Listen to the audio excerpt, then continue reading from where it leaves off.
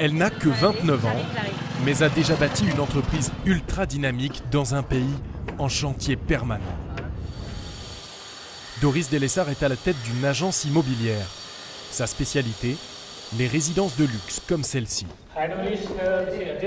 On a du mal à l'imaginer, mais l'Inde fourmille d'appartements de ce type. Montant du loyer, 10 000 € par mois. Vous voyez, c'est très lumineux, on a du double vitrage partout. Doris fut l'une des premières à sentir venir la bulle immobilière. En 2006, les loyers ont été multipliés par 4 et ses commissions également. Elle traite aujourd'hui 180 transactions chaque année. On n'a pas le temps ni l'argent pour l'instant pour s'occuper des autres villes. Mais oui, il y a un potentiel énorme sur toutes les villes de l'Inde. Qu'est-ce que vous avez appris qui pouvait vous servir ailleurs? Premier point en Inde, c'est la débrouille. C'est-à-dire que rien n'est organisé, ça peut être fatigant, mais il y a toujours un moyen d'arriver à nos fins.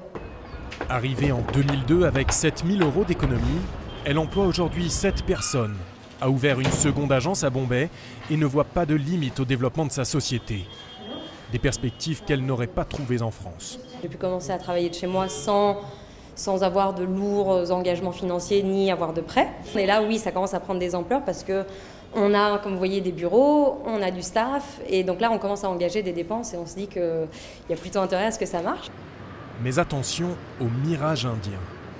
Adrien de Montalembert s'est lancé il y a 8 ans dans l'importation de produits gastronomiques français. Il est parvenu à s'inviter à la grande table et approvisionne aujourd'hui les hôtels de luxe, comme celui-ci. La French Touch, c'est de toute façon une carte intéressante à jouer en Inde.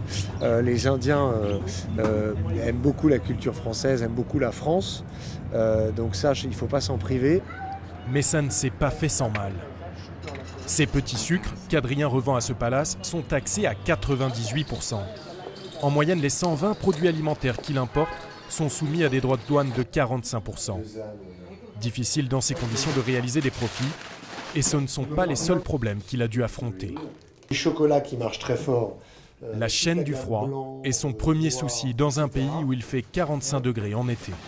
Je me souviens d'un camion arrivé de Bombay avec notre première importation de chocolat, avec 2 cm de chocolat au fond du camion. Et donc on a perdu 80% du chocolat qu'on importait. Fondu. Si aujourd'hui il parvient à livrer 1 tonne de produits chaque jour, c'est entre autres parce que, comme 300 entrepreneurs avant lui, il a fait appel à ce consultant qui connaît toutes les particularités du marché indien. Parfois on va devoir consulter un horoscope pour avoir une signature. Cet horoscope va nous dire bah oui, c'est dans quelques mois, c'est pas demain. Par contre, oui, ça peut être un Eldorado quand on a bien choisi son entrée, sa porte d'entrée, la bonne personne. Et là, oui, là il peut y avoir un retour sur investissement intéressant. Ouais. On ne connaît pas le nombre exact de ces petits patrons français, plusieurs centaines, plusieurs milliers. Ce que l'on sait en revanche, c'est qu'il en arrive chaque jour de nouveaux, attirés par les perspectives vertigineuses de ce marché d'1,2 milliard d'habitants.